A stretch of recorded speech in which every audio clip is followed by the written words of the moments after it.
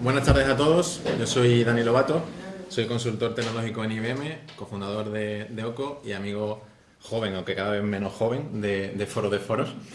Bienvenidos a Foro de Foros. Y hoy vamos a ser, antes de presentar a Nacho, hoy queremos ser súper visuales. Y hoy vamos a hacer que todo el hilo conductor de nuestra charla pues lo lleven una serie de imágenes y una serie de conceptos raíz que nos van a ayudar a explicar lo que queremos explicar, ¿vale? Así que vamos a empezar por la primera prueba. Yo creo que muchos de aquí probablemente conozcáis esta imagen. ¿Algunos se animan a adivinar cuál es? Hay claramente un spoiler ahí que te lo dice, o sea que si leéis un poco bien, efectivamente, es el grabado de Goya del Sueño de la razón produce monstruos. Y diréis, este chico se ha vuelto loco, ¿por qué pone esta imagen aquí que tiene que ver con el libro? Pues tiene que ver, y mucho, ¿no? Como veremos, porque realmente estamos en un mundo en el que claramente estamos cambiando de ciclo y realmente vemos que nosotros estamos un poco como ese señor, ¿no? Estamos como un señor que se está quedando dormido en el escritorio y que alrededor revolotean un montón de lechuzas, de murciélagos, de monstruos que no paran de acosarle, ¿no? Y estamos realmente en Occidente en un momento de cambio de ciclo en el que vemos también muchas amenazas por todos lados y parece ser que por lo menos aquí en Europa nos hemos quedado un poco dormidos, ¿no? Como este señor de aquí. ¿Y qué traen esas lechuzas? ¿Qué traen esos murciélagos? Pues traen la barbarie, traen el desconcierto, ¿no? Traen la locura. Y al final la razón es lo que pues, brilla por su esencia ahí, ¿no?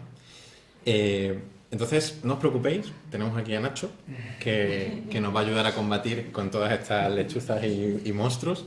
Y realmente es un placer tenerlo aquí, es muy buen amigo Nacho, y recientemente ha publicado su libro de En busca del presente, que a mí me ha encantado, la verdad, porque le da un repaso a todos los temas actuales, ¿no? de geopolítica, del mundo, ¿no? en el que vivimos a día de hoy, que es súper interesante.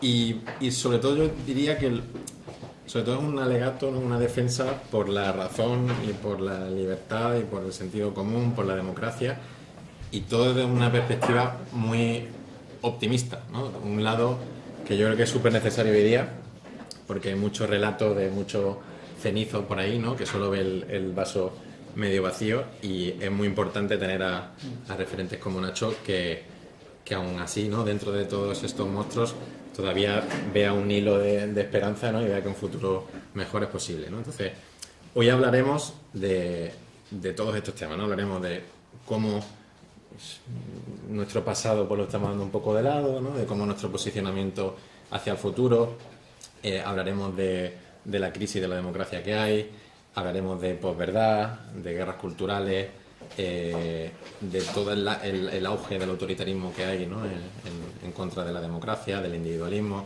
un montón de temas bastante densos, pero vamos a intentar hacerlo lo más ligerito y ameno posible. Y nada, si os parece, como siempre hacemos en Foro de Foros, vamos a recordar cuál es la agenda, ¿vale? Vamos a ser, aunque hemos empezado un poco más tarde, vamos a ser muy puntuales para terminar. Y estamos ahora en el tiempo de cortesía, bienvenida y biografía Nacho, de 7 a 7 y 10 más o menos. Después hasta las I45, 50, la intención es que toquemos unos 6 temas, a ver si nos da tiempo, ¿vale? 5 minutos más o menos cada uno. Y después de 7:45 a 8:25 vamos a hacer la parte que ya es pues, seña de identidad de Foro de Foros, que es abrir el debate con vosotros, con el público, y todos vosotros vais a poder preguntarle, ¿vale, Nacho? De 8:25 a 8:30, cierre y despedida, y posteriormente pues tendremos unos vinos y un jamón en el que podremos también, ¿no? preguntarle a Nacho todos los temas pendientes que queden. Así que bienvenidos y vamos allá con la biografía de Nacho.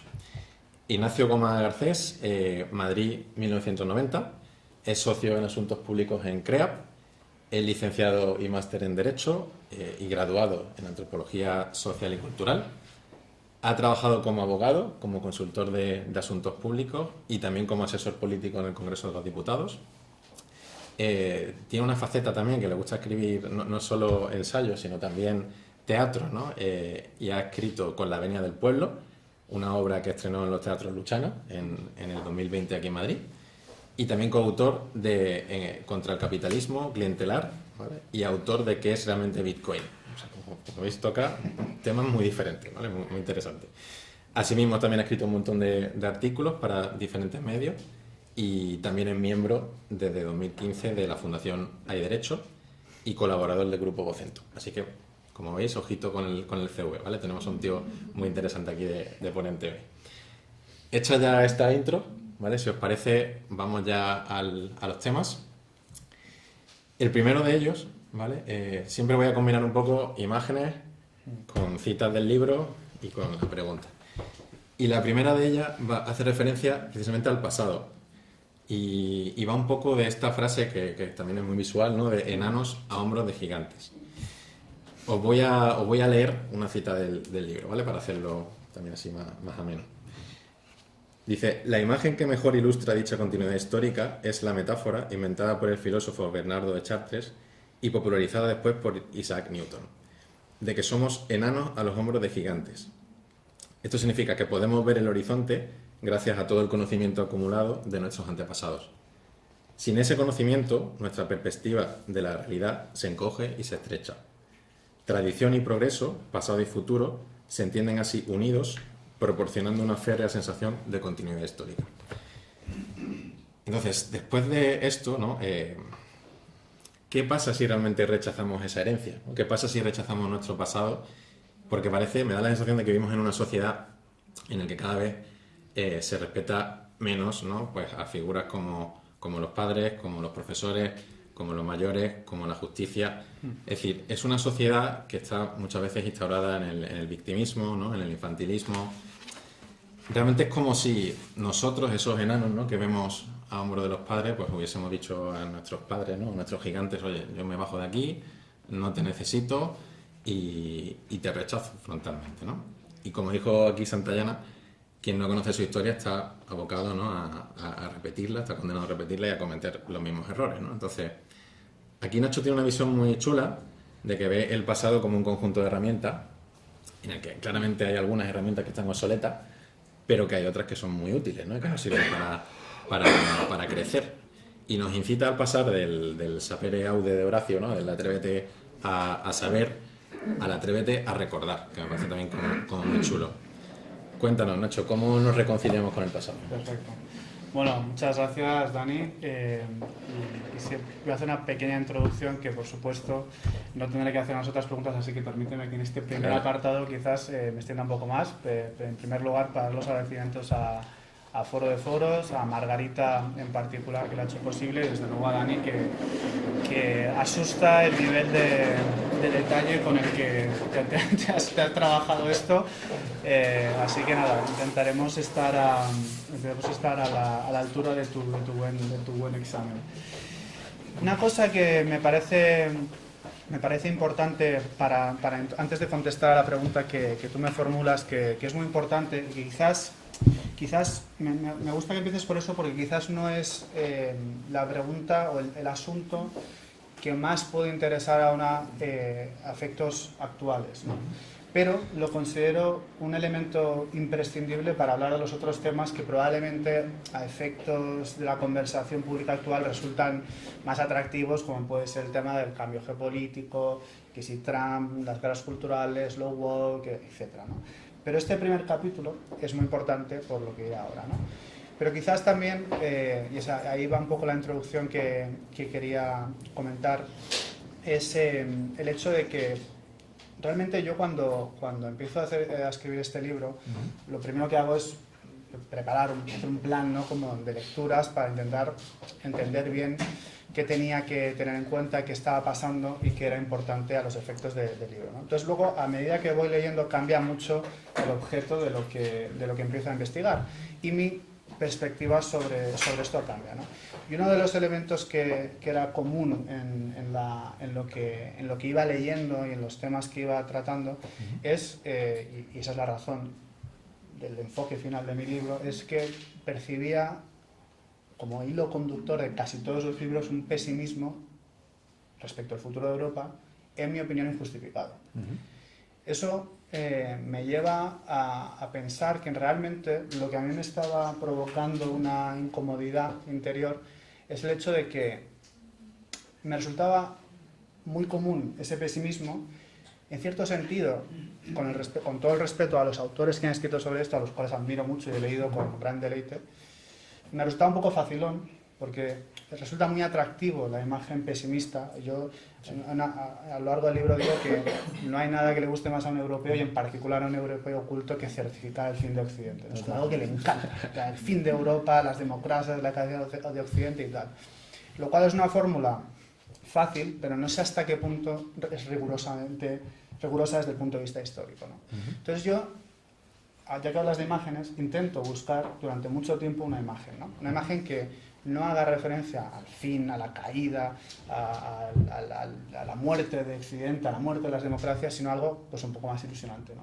Porque es importante, porque al final las imágenes con las que pensamos acaban determinando nuestro pensamiento, y el pensamiento acaba determinando nuestra conducta. Entonces no es extraño que estemos un poco en una situación de parálisis existencial, porque es que pensamos mal sobre nuestro futuro. Y como digo, si fuera justo, pues probablemente no me habría atrevido a escribir un libro con el solo propósito de ser optimista, pero sin ningún elemento con el que jugar. Pero es que yo creo que hay muchos elementos que justifican ese optimismo, ¿no? Entonces, en esa búsqueda de una imagen, yo encuentro el tema de la Eneida, ¿no? Que habrás visto en el libro, y que, bueno, así en resumen, aunque probablemente muchos ya estéis familiarizados con la obra, pero bueno, sabéis que la famosa guerra de Troya, los aqueos llegan a Troya, y la Ilíada cuenta el último año del saqueo del asalto a Troya. La Odisea cuenta la historia del regreso de uno de sus héroes, Ulises, Odiseo, al hogar.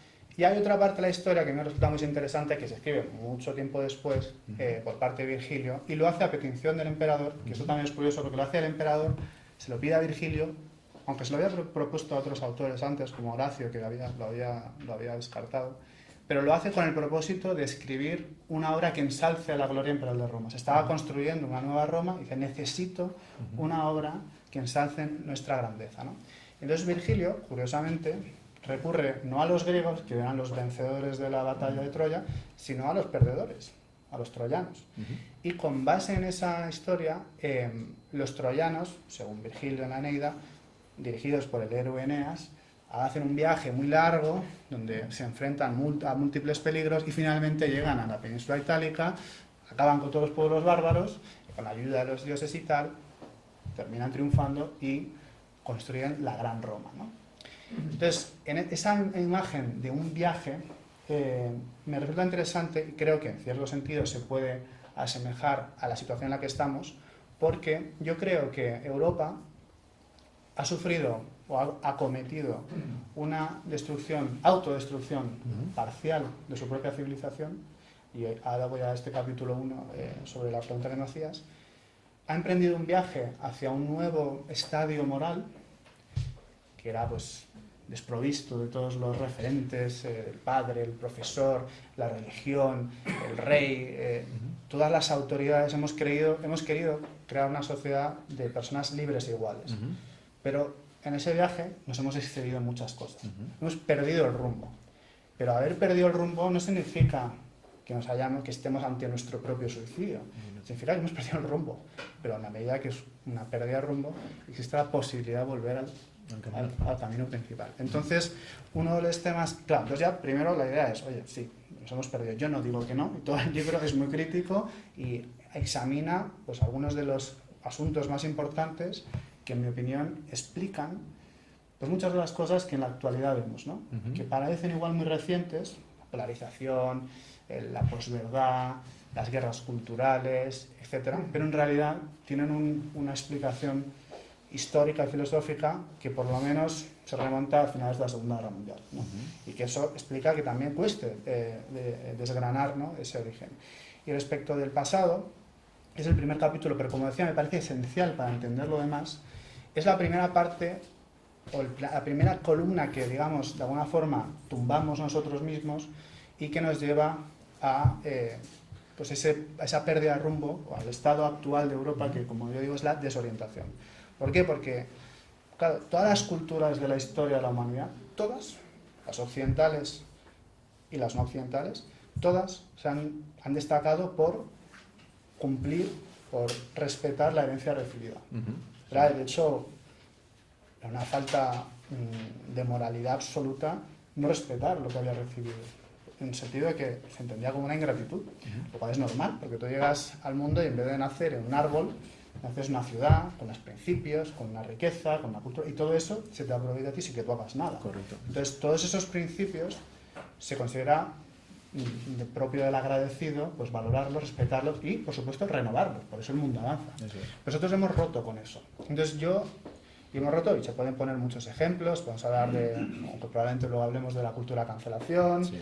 de la quema de libros, que es una cosa propia del Tercer Reich, no del mundo occidental actual, y de otros muchos casos en los que se rompe con lo anterior. La primera vez en la historia que parece que lo antiguo tiene más valor que lo nuevo, o sea, lo nuevo tiene más valor que lo antiguo, y es una, así por decirlo llanamente, es una estupidez, porque, como digo yo, es una amputación que te haces a ti mismo, es como si tú cortaras un brazo, cuando es totalmente innecesario, porque a nadie se le exige a día de hoy que compres el paquete completo. Nadie te dice, a ti te dicen, esta es la tradición a la cultura europea o la cultura occidental, pero nadie te dice, o la compras toda o aquí no, nadie te está diciendo eso. Claro. Tú puedes elegir lo que quieras. Es, como digo un apartado, el pasado para mí es una herencia a beneficio de inventario.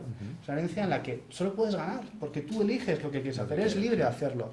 Pero ¿quién te ha pedido que lo cortes? ¿Por qué te amputas a ti mismo un conocimiento y unas herramientas para interpretar el mundo que son esenciales para no cometer errores graves, ¿no? Entonces, eso explica que cuando el ser humano rompe con su pasado, pues ya se queda un poco fuera de la historia, ¿no? Si los seres humanos no son solo presentes, son pasado, presente y futuro, porque también proyectamos, eso probablemente lo veamos ahora.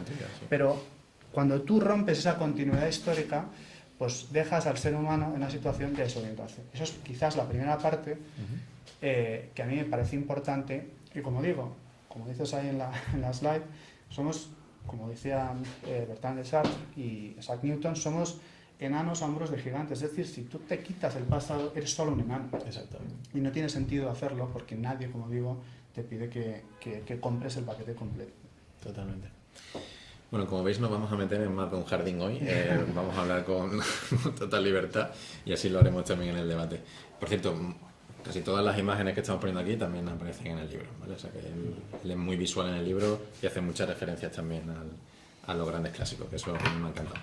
Vamos ahora con otro temazo, que es precisamente el individualismo en la sociedad actual. Y aquí vamos a tener también dos conceptos, que es la teoría sueca del amor, que no sé si lo conocéis, y el síndrome de Peter Pan, ¿no? Que este quizás es un poco más famoso.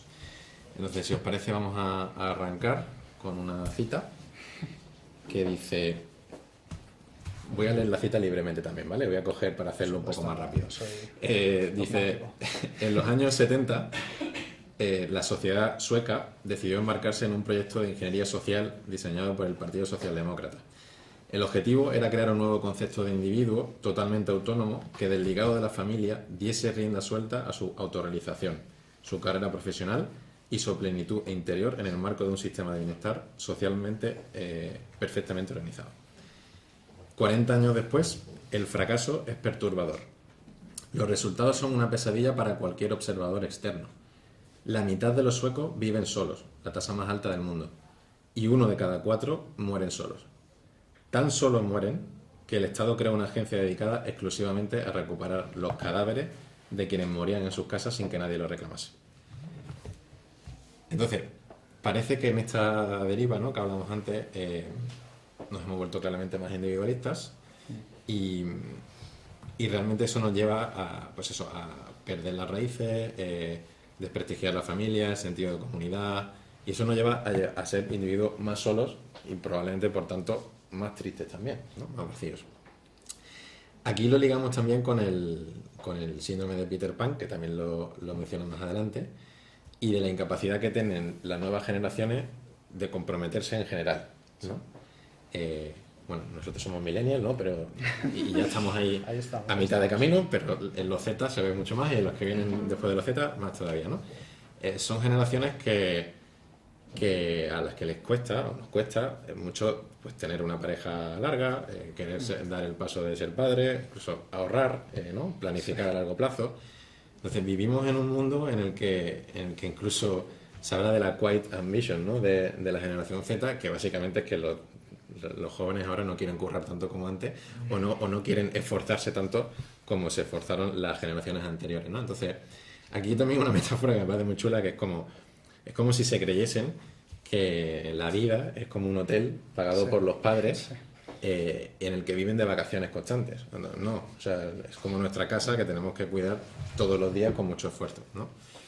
Y aquí siempre me viene también un bucle que me parece también muy claro, de Those Who Remain, de Michael Hoff, no sé si lo conocéis, que dice los tiempos difíciles crean hombres fuertes, los hombres fuertes crean tiempos buenos, los tiempos buenos crean hombres débiles y los hombres débiles crean tiempos difíciles. Entonces, Nacho, ¿cómo rompemos este bucle infinito y cómo hacemos que las nuevas generaciones, entre las que nos incluimos los millennials, pues espabilemos un poco, ¿no? Y volvamos a tener un sentido un poco más de comunidad? Muy buena pregunta. Has tocado como 3 capítulos, con lo cual me invitas a enrollarme un pelín. Bueno, lo primero, el documental de la teoría sueca del amor, os lo recomiendo encarecidamente, es verdaderamente perturbador. Bueno, lo has descrito, ¿no? Pero efectivamente, al final, la conclusión es que un individuo no debe estar al margen de la sociedad, porque somos animales sociales. No hacerlo, nos convierte en seres tristes, ¿no? Hay que decir también, por ponerlo en contexto, ¿no? Que la cultura occidental se ha distinguido por un individualismo mucho mayor que por ejemplo, sociedades orientales. Y eso es bueno. En mi opinión, vamos, yo no rechazo eso, al menos, ¿no? A mí me parece que es positivo. De hecho, creo que si no fuera por ese individualismo que existe en la sociedad occidental, creo que serían difícilmente imaginables yo qué sé, la Revolución Francesa, la Declaración Universal de Derechos Humanos y otras cosas que ponen el acento en la dignidad que tiene el ser humano por ser un ser humano, ¿no? Entonces, lo que se dice, ¿no? En definitiva, es que el individuo no tiene por qué someterse a la sociedad, que eso no es de recibo. El individuo tiene un respeto que merece más allá de toda colectividad, ¿no? No es casualidad que la Declaración Universal de Derechos Humanos es 2 años posterior a la Segunda Guerra Mundial, que es la época en la que los totalitarismos y los colectivismos llevaron al mundo a la ruina, ¿no? El individualismo en Occidente, pues, de toda la historia de la civilización, pero bueno, particularmente quizás empieza a desarrollarse mucho en el Renacimiento, con las figuras de los grandes genios, ¿no? Michelangelo, Rafael, Leonardo da Vinci, etc. Luego en el romanticismo vuelve a desarrollarse mucho porque se exacerba mucho los sentimientos personales, ¿no? Y la sensación de que lo mío es más importante que lo objetivo o lo que designa la colectividad. Y luego ya hay un punto en el que todavía se desarrolla más, que es en la posmodernidad, donde ya ese subjetivismo mezclado con individualismo se lleva también a la máxima potencia, ¿no? Y eso, en mi opinión, aunque tiene desde luego unas ciertas ventajas, también tiene desventajas que luego también creo que vamos a comentar. Pero, como digo, entonces el individualismo es bueno, tiene aparejadas una serie de causas, ¿no? De consecuencias que son muy buenas, pero claro, como digo, en el viaje nos hemos perdido, hemos llevado al exceso muchas cosas, ¿no? Estas que promueven el individualismo.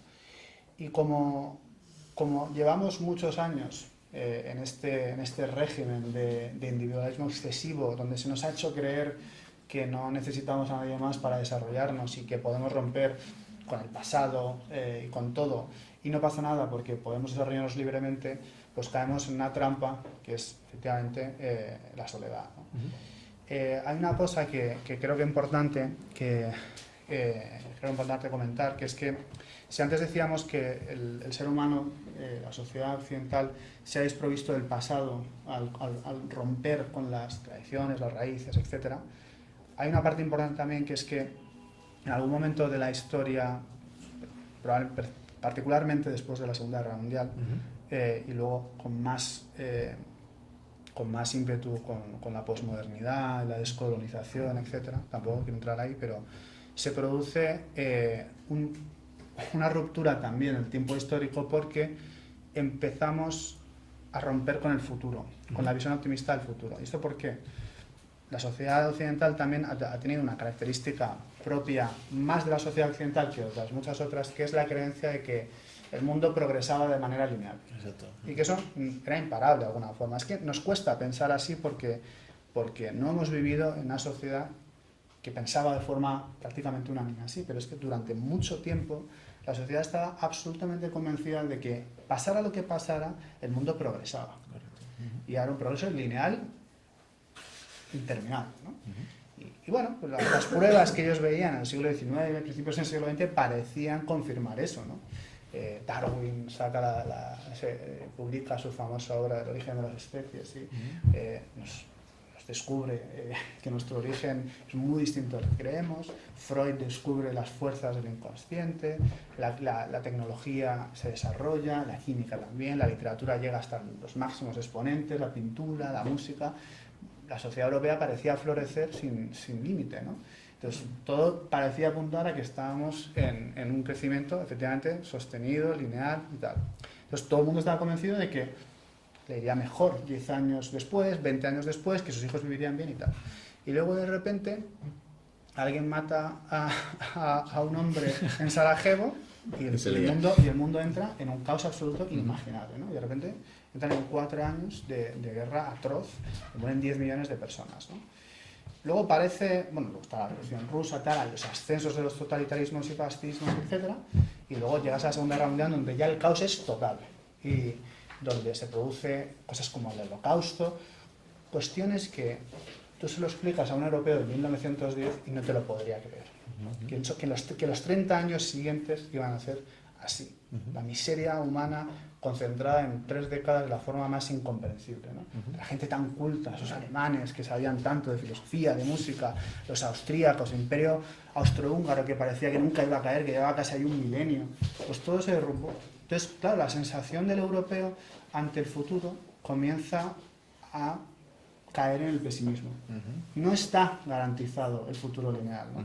Entonces, cuando tú rompes con el pasado, por un lado, ¿no? Entonces, te ves desprovisto de herramientas y rompes con el futuro porque ya no percibes que el futuro te va a dar lo que esperas o lo que te han dicho que puedes esperar.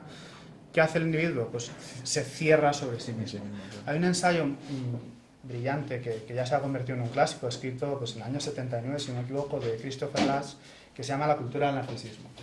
Y creo que el subtítulo dice algo así como la vida en una era de expectativas decrecientes o algo así. Que es que resume eso. Cuando el mundo vive en una era de expectativas decrecientes, de que el mundo era peor, como no quieres pensar, como digamos que te angustia la visión del futuro, te cierras ante sí. Entonces el individuo se cierra y entra en una era de narcisismo que es en la que vivimos ahora.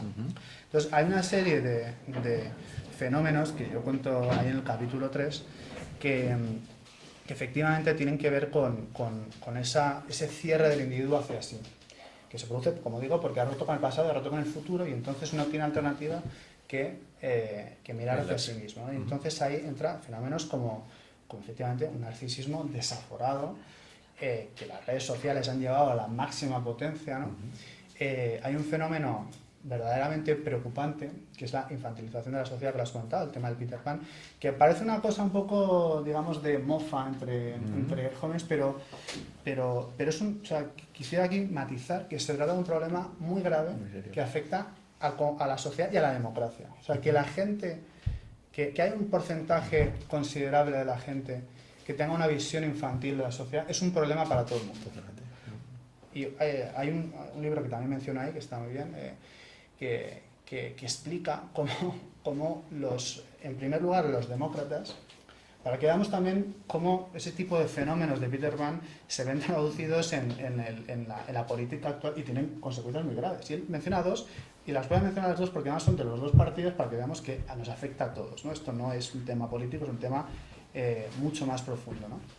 Cuando Trump gana las primeras elecciones en 2016, hordas y hordas de gente, especialmente en California, se van a la calle para protestar por eso, diciendo "Not my president", incapaces de aceptar el hecho de que Hillary Clinton era menos popular que la cocina británica. Totalmente. Y es que hay que aceptar que no era popular. Y habrá traído, desde luego, ha conllevado una serie de consecuencias graves, ¿no? Pero el hecho es que lo han votado. Y la forma de reaccionar ante eso no es decir, no es mi presidente. Claro que lo es. Porque es un régimen democrático que establece unas mayorías, etc. Peor todavía, cuando Trump pierde en 2020, dice, sin ninguna prueba, que le han robado las elecciones y entra el famoso asalto al Capitolio el 7 de enero, los tíos con los cuernos entran ahí porque no quieren aceptar que han perdido las elecciones. Es que eso es grave, porque cuando tú te cargas las instituciones que protegen los derechos de todos, porque eres incapaz de aceptar la realidad, claro, pones a todo el mundo en peligro, ¿no? Entonces, esos asuntos efectivamente son peligrosos. Y yo creo que, por terminar con la imagen que comentabas, efectivamente no.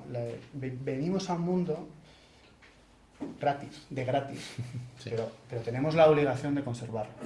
Y antes me decías que al final del libro, ¿no?, comentó que yo creo que yo quiero tener, yo me siento comprometido a dejar un mundo mejor que el que me dieron. Yo voy a intentarlo, particularmente porque ahora tengo hijos y pues me siento más vinculado a hacer eso, ¿no? Pero creo que todos tenemos que ser conscientes de que hemos llegado a un mundo en el que nos ha ofrecido mucho y que esto no es un hotel con una pulserita en el que hay que disfrutar. Claro que se puede disfrutar, pero también hay que hacer por conservarlo. Y eso tiene que ver también con el control de uno mismo, la aceptación de la imperfección de la vida y, en fin, madurar. Totalmente. Como si tuviésemos demasiados derechos, ¿no?, y demasiado pocos deberes, ¿no? Como la percepción. Venga, vamos con lo siguiente. Vamos al siguiente temazo, que es la posverdad, y aquí lo ligamos con el principio del observador, ¿vale? Voy a leeros este va a ser súper breve y además es una anécdota personal. Dice: durante los años que trabajé en el Congreso de los Diputados, varios ujieres me aseguraron que antes de la entrada de la televisión en la Cámara, los debates eran muy distintos. Hoy las consecuencias de la teatralización de la política pueden verse en cualquier lugar. El espectáculo ha invadido todos los recovecos de la vida política, incluida la justicia, como ilustran seguimientos de investigaciones judiciales como el Procés o la Manada, ¿no? Entonces, aquí lo ligo con el principio observador de la física cuántica, que no sé si lo conocéis, pero al final es que el hecho de medir o observar, ¿no?, un sistema físico altera de forma inevitable el propio sistema físico, ¿no? Esto pasa, por ejemplo, con el gato de Schrödinger, ¿no? Una vez que entra, ¿no?, el observador, ya tiene que estar muerto o vivo de forma inevitable. Entonces, es curioso cómo aquí también ha afectado de una forma parecida a la política, ¿no? Porque cuando entró el observador en la política y vemos toda la política en directo, se ha convertido en un puro teatro, como tú dices, ¿no? Y al final esto va más de un show en el que cada bando le habla a su parroquia y aplaude las mayores barbaridades, ¿no? Me viene mucho a la cabeza, por ejemplo, aquí la imagen de Rufián con la impresora, por ejemplo, ¿no? Pero los hay de todos los partidos. Y es como que al final intentan florituras a nivel de forma, ¿no? Que al final lo que están reflejando es que hay una falta de contenido brutal por detrás, ¿no? Y aquí entonces aparece la posverdad y aparece el ansia de colocar los relatos del mundo, ¿no? Y controlar la narrativa, que es lo más importante, ¿no? Y aparecen las fake news, las teorías de la conspiración, los hechos alternativos. Es como si ya incluso no nos pusiéramos de acuerdo, ¿no?, en qué es la verdad objetiva, Sí. ¿no? Tú aquí nos recalca la necesidad, que me parece también muy constructivo, de admitir límites, de ser humilde, de admitir las carencias y de reanudar la búsqueda de la verdad, ¿no? Y contar historias positivas. Sí. Pero ¿cómo contamos historias buenas entre tanta basura, Nacho? Muy buena pregunta. Ese capítulo, que a mí el tema de la verdad siempre me ha parecido un temazo, la verdad. Me ha interesado muchísimo siempre porque es curioso. Al final, también tengo que reconocer que yo tenía una visión mucho más fuerte del tema de la verdad, y la verdad que leyendo a otros autores he ido matizando mi postura, ¿no? He ido aprendiendo y también entendiendo que bueno, realmente la verdad es relativa, ¿no? Sí. Pero quizás no es la cuestión, porque todos tenemos que admitir esos límites, ¿no? Pero Pero bueno, creo que la cuestión no es si esa verdad es relativa o no, sino el cinismo con el que tratamos esto, ¿no? Ese capítulo en particular empieza y termina con una cita, con dos citas diferentes de Machado, que a mí me parece que es que realmente si se pudiera desarrollar simplemente podrías poner las citas, porque hay Machado, que es con diferencia mi poeta favorito, que me parece que tenía una brillantez absoluta para resumir cuestiones muy complejas con una precisión total, ¿no? Habrán oído probablemente la frase de que la verdad es la verdad, la diga Agamenón, no Dios por qué. Entonces él empieza, el Juan de Mairena, donde dice, el profesor dice a los alumnos, dice, la verdad es la verdad, la diga Agamenón su portero. Y dice Agamenón, estoy conforme. Y dice el porquero, no me convence. Entonces, claro, es que es exactamente eso, que será la verdad, ¿no? Pero ya no están de acuerdo. Entonces ya tenemos un problema, ¿no? El libro termina, o sea, perdón, el capítulo termina con otra cita, creo que es de los Proverbios y Cantares de Machado, que dice, tu verdad no, la verdad, y ven conmigo a buscarla, la tuya guárdatela. Es que me parece también exactamente eso, porque la cuestión es que tenemos que contar no buenas historias, es decir, relatos que se puedan colocar bien al público, sino historias buenas, basadas en la bondad, ¿no? El ansia del ser humano por descubrir el mundo que le rodea es casi innata, ¿no? Es inherente a nuestra condición. Quizás también el famoso mito de la caverna de Platón ilustra muy bien esto, ¿no? Es unas sombras por las que interpretas el mundo, entonces hay uno que se desata de las cadenas, sale al exterior y ve todo, ¿no? Entonces descubre la verdad, por medio de esfuerzo. Luego es curioso que cuando dice que cuando vuelve a contar a los otros lo que ha visto no le creen, ¿no? Entonces ese ansia por conocer, por llegar a la verdad más allá de lo que nos dicen nuestros sentidos, es la clave de la cuestión, ¿no? Claro, el problema es que, aunque el tema de que la verdad relativa ya lo sabemos desde los griegos, Protágoras decía efectivamente que todo es cuestión de perspectiva, ¿no? Realmente hemos tenido un consenso en torno a la verdad muy grande, que ese consenso se ha roto, lo cual, como digo, como efectivamente la verdad relativa no es del todo mal. El problema, como digo, es el cinismo con el que se utiliza esto, ¿no? Entonces, sin duda, somos incapaces de adquirir la verdad objetiva, final y tal, ¿no? Y eso es que no te queda otra, a la vista de la historia, que reconocerlo, porque bueno, me gusta recordar que hasta hace no mucho tiempo creíamos que la Tierra era el centro del universo. Hasta hace apenas 150 años creíamos que veníamos de Adán y Eva y no sabíamos que había una teoría de la evolución y tal. Se creía también que los huesos de los dinosaurios eran restos del diluvio universal. Hemos cometido errores garrafales al interpretar el mundo a lo largo de toda la historia. Y probablemente ahora mismo los estemos cometiendo y no nos damos cuenta. Con lo cual, hemos de admitir, primero, que tenemos límites al adquirir la verdad. Eso es cierto, pero no podemos por ello renunciar a intentar buscarla. Cuando uno quiere buscar la verdad en el mundo, esa propia actitud te hace receptivo a las opiniones de los demás y a intentar realmente encontrar un punto de encuentro con los demás, ¿no? Porque si tú realmente quieres la verdad y no imponer tu relato a otro, pues te coloca en una posición de consenso. Entonces, si tú tienes un relato que quieres colocar, lo que quieres es ganar, ¿no? Exacto. Y en este punto, por eso digo que lo importante es contar historias buenas, ¿no? Yo creo que el conocimiento progresivo que hemos logrado del mundo, de cómo funciona nuestra mente, de cómo efectivamente pues, repetimos patrones heredados, y eso pues, nos hace ser prejuiciosos respecto a muchas cuestiones y que un poco inhábiles para realmente entender el mundo como es.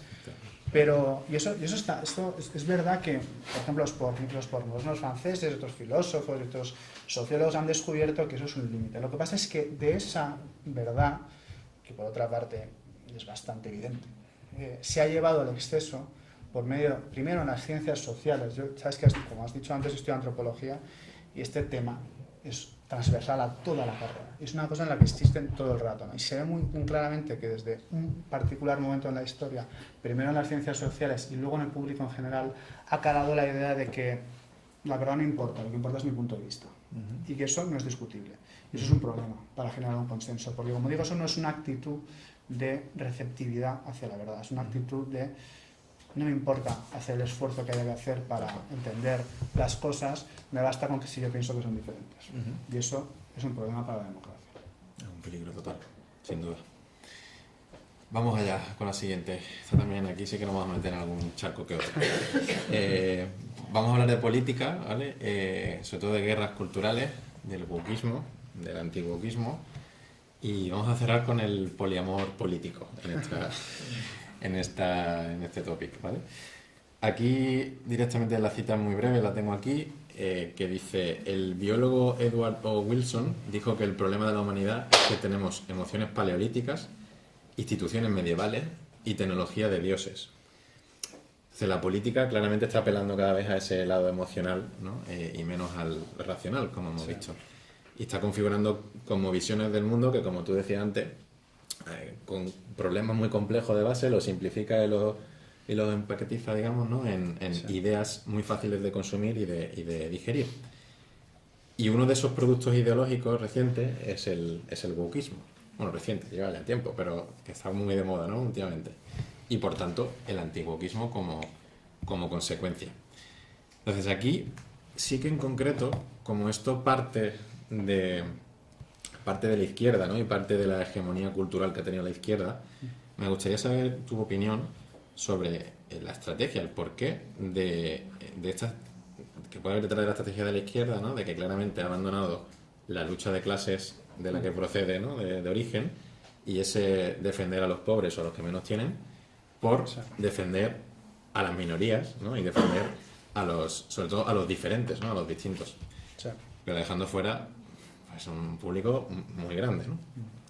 Por tanto, aquí vemos también pues fenómenos tan extraños o curiosos como que mucha gente que normalmente votaba a partidos de extrema izquierda, ¿no? Como podía ser aquí pues un Podemos, un Sumar o lo que sea, termina votando a partidos de extrema derecha, como puede ser un Vox, o a Le Pen en Francia o a Trump en Estados Unidos, ¿no? Entonces, claramente ha habido ahí un traspaso de votantes que, bueno, que se puede entender, ¿no? Se puede entender porque se ven como abandonados, ¿no? Huérfanos por esa izquierda que antes les protegía. Entonces, realmente aquí parece que no se habla de los temas que realmente le puede interesar a la gente que tiene más problemas, pero también a la clase media, ¿no? Que al final es el desempleo, la precariedad de los empleos, la vivienda, ¿no? La movilidad social, los servicios públicos básicos que funcionan, etc. Y sin embargo, en esta época del wokismo nos hemos centrado mucho en temas más minoritarios y, por supuesto, importantes, que no estoy quitando aquí para nada, pero nos hemos metido mucho que sí, en la teoría crítica de la raza, en la agenda verde, en un feminismo muy cañero, en identidad de género. El foco se ha desvirtuado hacia unas minorías, ¿no? Y esto es una pena porque nos lleva a ver las diferencias que hay entre nosotros y no lo que nos une, que hay mucho que nos une, ¿no? Tú aquí dices que hay que hacer algo que me gusta mucho, que es el poliamor político, que es precisamente porque no somos abiertos, ¿no? Y críticos y decimos, pues aquí cojo esta idea que me gusta de la izquierda, de los conservadores cojo esta idea que me gusta, de los liberales cojo aquella otra y me hago mi propia como visión del mundo, pero no cojo el primer paquete que incluso a lo mejor por herencia, vete a saber, ¿no? Familiar o lo que sea, defiendo. Entonces, ¿cómo rompemos esta guerra cultural que hay entre las dos tribus? O sea, que hemos hablado mucho de la izquierda, pero es que la respuesta del antiguo-wokismo es igual de heavy. ¿Cómo rompemos esta guerra cultural? Yo, y no solo porque está mi mujer a 3 metros, no soy partidario del poliamor amoroso. Yo tengo la mía también ahí, o sea, que diría que tampoco. pero sí soy partidario del poliamor político. Y efectivamente, que tiene que ver con lo que has dicho, con lo que hemos dicho antes sobre el tema del pasado, ¿no? No hace falta copiar todo el paquete, ¿no? Y yo utilizo esa expresión porque creo que puedes amar distintas ideas de distintos grupos a la vez. Y eso perfectamente compatible. No puede caer alguien mezclando para que te sea un poco un lío, pero en general son más compatibles de lo que parece, ¿no? Entonces, por supuesto, en un mundo que, al menos sobre el papel, defiende la democracia y el respeto de todas las opiniones, no es aceptable que se imponga, se neutralice la libertad por la fuerza.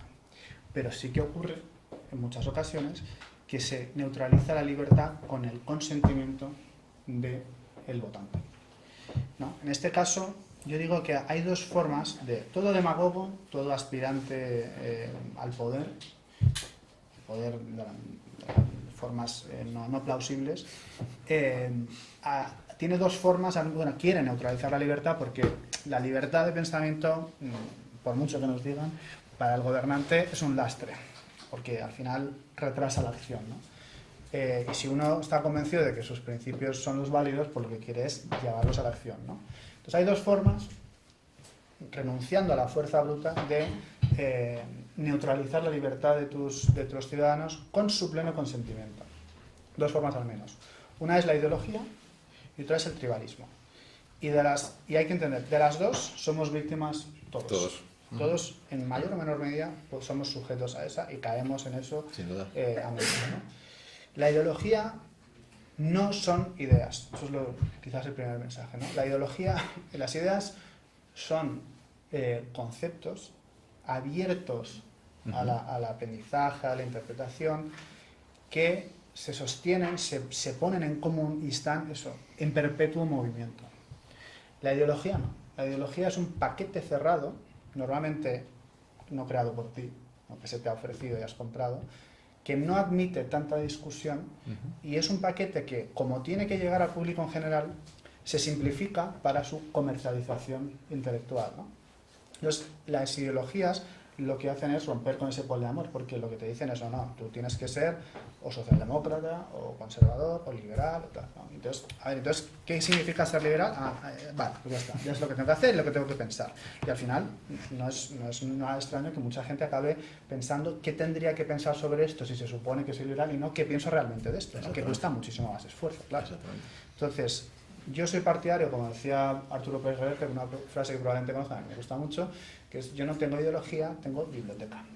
Y eso es así, ¿no? Yo creo que hay que mantenerse abierto al error, por lo que decíamos antes, porque no sé realmente cuál es la verdad, y a la búsqueda, ¿no?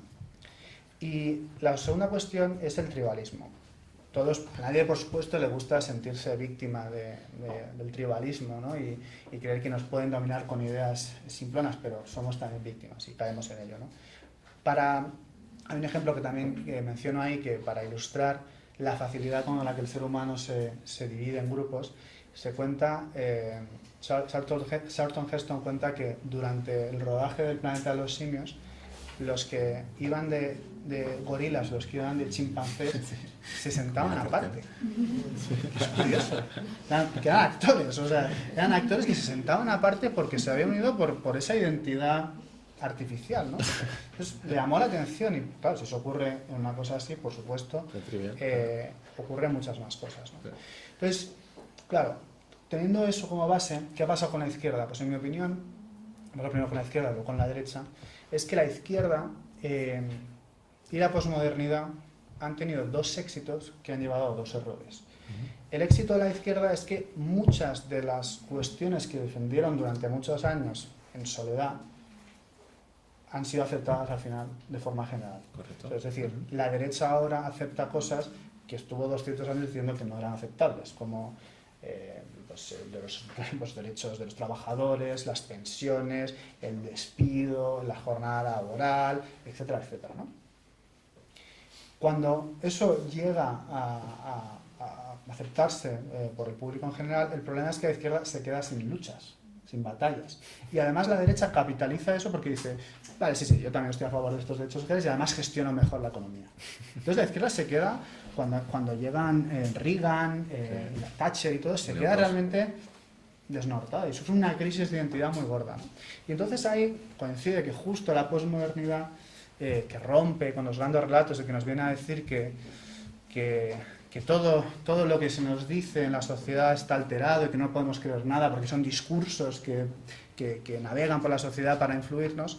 Eso ocurre justo cuando la posmodernidad empieza a tener éxito y se lleva también a la exageración y empieza a defender una serie de identidades como por contra de lo que había defendido tradicionalmente la izquierda, que era los ciudadanos libres iguales. O sea, el lema de la Revolución Francesa, que es naturalmente progresista, es ciudadanos libres iguales. Exacto. No identidades múltiples y tal, ¿no?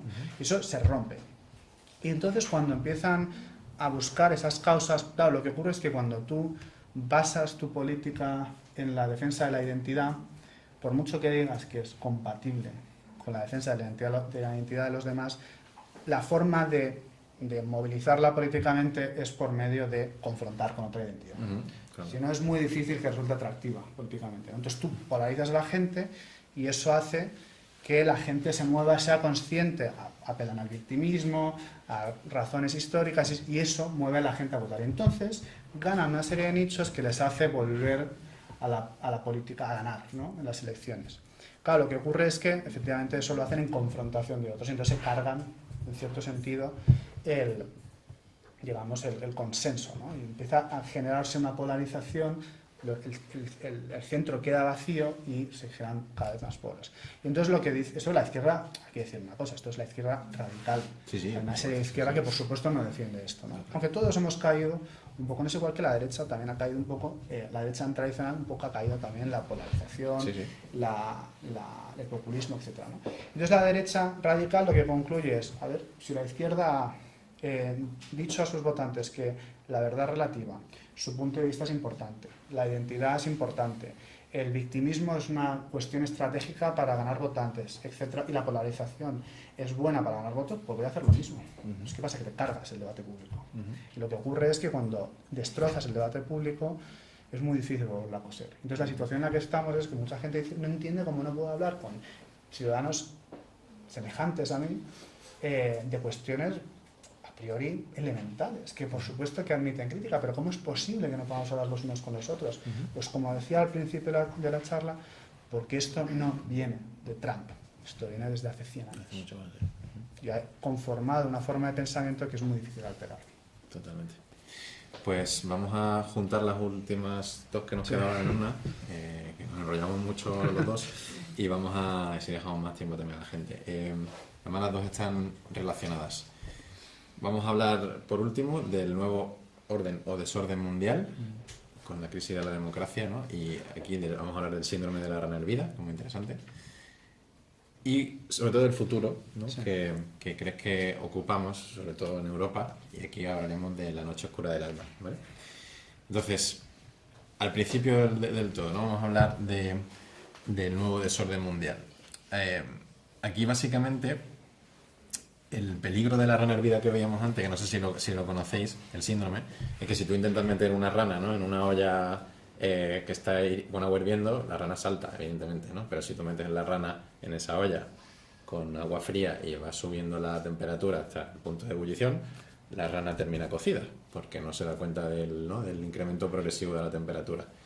Pues poco a poco parece ser que en democracia está ocurriendo algo parecido, porque se está vaciando, pero no de una forma tampoco muy descarada, ¿no?, y con golpes de estado, sino que se está haciendo de una forma pues muy sutil, en el que cada vez la separación de poderes es más grande, en el que cada vez el ejecutivo se mete más en el legislativo, en el que se cuestiona la independencia de los jueces, en el que se cuestionan los medios de comunicación, ¿no?, porque también están muy polarizados.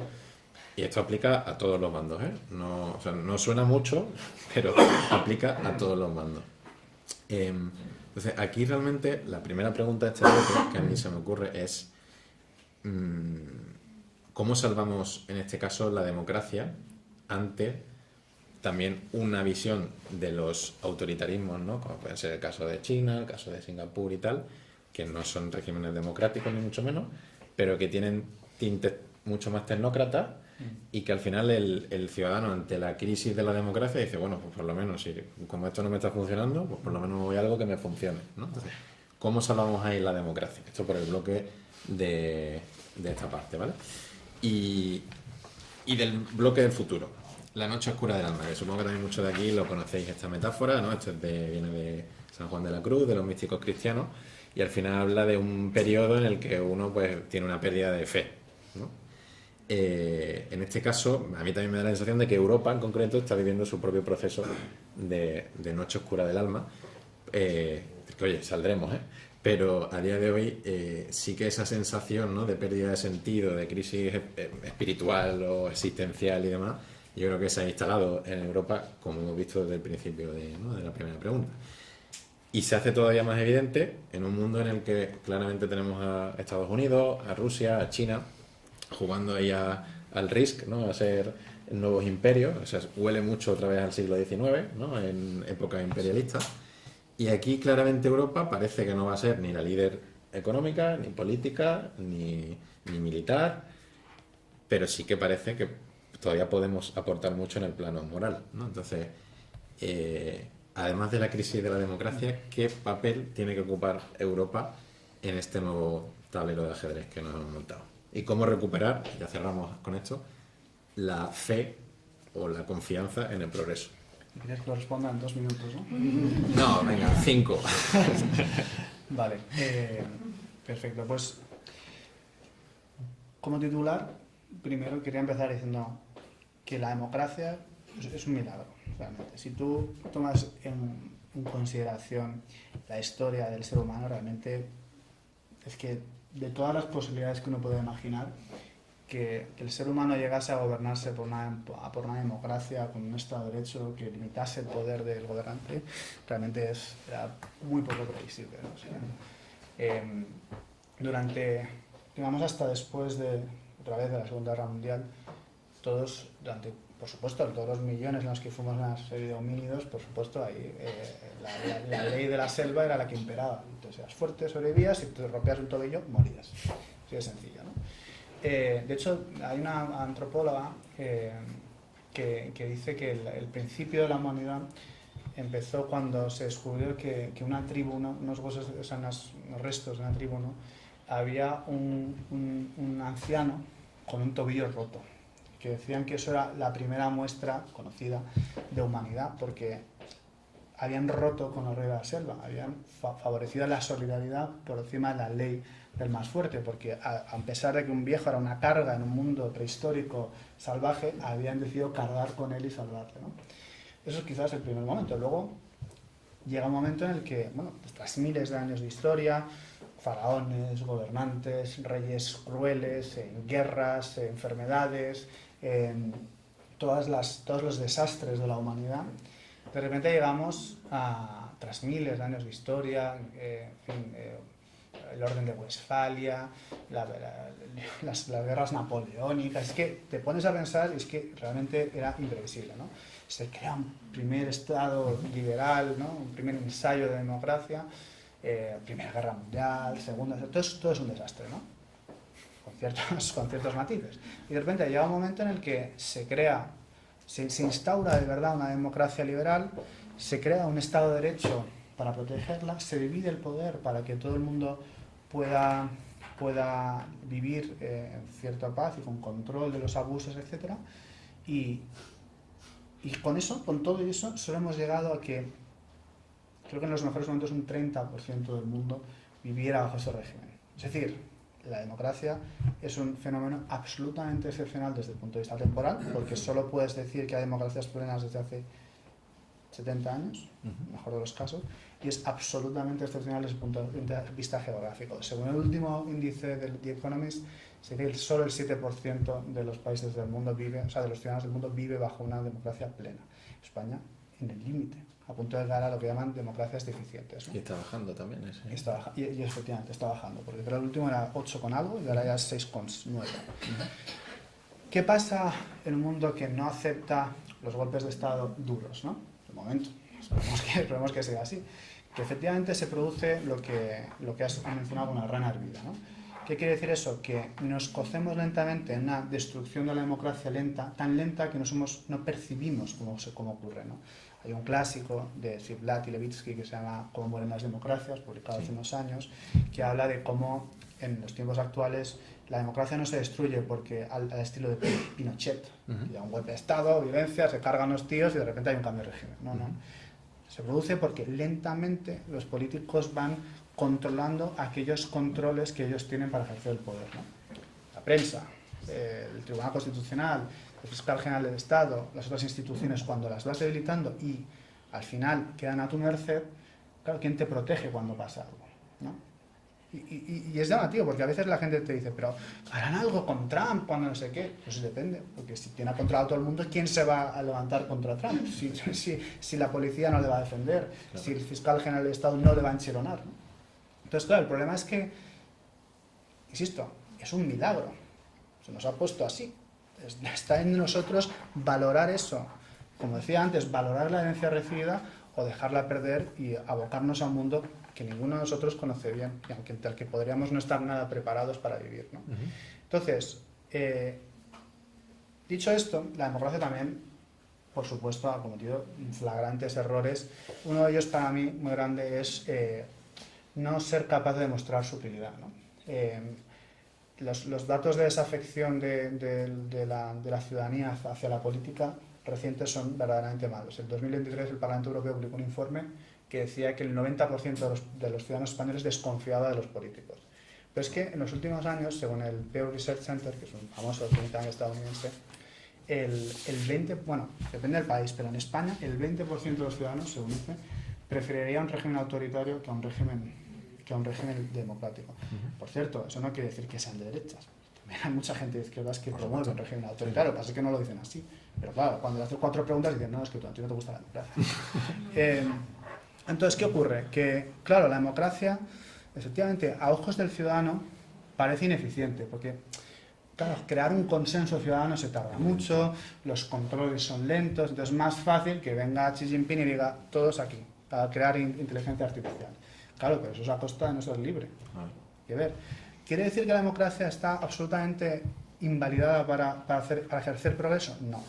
Pero los políticos no pueden vivir en la hipótesis ingenua y autodestructiva de que no tienen que demostrar al ciudadano lo que valen para seguir perviviendo. No, claro que lo tienen que hacer, porque si el ciudadano no ve retornos, acabarán por no apoyarla, ¿no? Y al final, como decía Steve Jobs, ¿no? Me gusta mucho esa frase, que es el hecho de que la democracia, o sea, tú cuando creas un producto, él tenía una mentalidad inversa a la de muchos fabricantes. Él decía que tú no tienes que decir, he fabricado un producto bueno, ahora lo pongo en el mercado y que la gente lo compre. No. Yo investigo al consumidor, me pongo en su cabeza, identifico qué necesidad tiene y entonces, como decía, backwards, creo un producto que se acomode a esa necesidad. Eso es lo que funciona. La democracia es igual. Si tú tienes que saber qué quiere también el ciudadano. Entonces el ciudadano, claro que espera que las cosas vayan más o menos rápido, que la justicia sea justa, que las administraciones funcionen más o menos bien y que la economía, que no se te cargue impuestos sin que veas un retorno, porque claro, los impuestos tienen que existir y todos luego nos beneficiamos de ello, pero claro, si luego vas a un hospital, las cosas no funcionan o ves que los políticos roban o que ponen a sus amigos tal, dices, es que para esto no quiero pagar impuestos. Claro. Y es normal que la gente diga, es que esas cosas son absolutamente inaceptables si las piensas en contexto, ¿no? Claro. Entonces, y hay otra cosa que, claro, la democracia está ante esa crisis de credibilidad, difícil de explicar, pero que tiene algunas razones muy ciertas, pero insisto, tampoco hay que olvidar que es un milagro que probablemente nadie de nosotros querría sustituir este régimen por otro, ¿no? Sobre todo si no sabes quién va a estar gobernando. Entonces, ese es el tema. Y luego, a nivel del orden mundial, claro, la cuestión es que el mundo ha cambiado mucho y es normal que haya potencias como China, como India, que han multiplicado en las últimas décadas su Producto Interior Bruto y su población, que demanden un hueco en el orden mundial. Es que esto es un orden diseñado por Estados Unidos hace 70 años, cuando era la primera potencia mundial y cuando las otras no tenían ninguna capacidad de negociación, pero es que eso ha cambiado y es normal que ocurra, ¿no? La cuestión es qué papel juega Europa ahí. Yo supongo que si hay preguntas irá un poco en esta dirección, así que solo voy a avanzar un poco para no comer más tiempo, pero yo creo que, de nuevo, volviendo al anterior, creo que lo primero que hay que es confiar en ese proyecto, hay que romper con esa desafección demostrando esa utilidad, y una de las formas en las que se puede romper esa desafección, con el famoso concepto de la autonomía estratégica de Europa y tal, es no olvidar que tu poder de negociación en el orden mundial no va a depender solo de la belleza de tus valores morales. Ojalá fuera así. Pero claro, es que no es solo eso, lamentablemente. Va a depender de que tú tengas capacidad de influencia en los demás. Y eso se produce también porque tienes poder económico, industria que se protege y que no se deja vender o morir por medio de regulación excesiva, etcétera, etcétera, ¿no? Entonces, no podemos olvidar que si queremos que nuestros valores, que en mi opinión son los mejores, que en el mundo es verdad, lo creo así, creo que el hecho de que haya millones de ciudadanos del mundo que quieran venir a vivir todos los años aquí y que haya millones de turistas que vengan aquí, explica un poco que es un régimen realmente envidiado. Al margen de los gobernantes de turno, estoy bastante convencido de que la inmensa mayoría de la población del mundo prefiere vivir en regímenes como los nuestros, ¿no? Pero claro, tiene que mostrar su utilidad.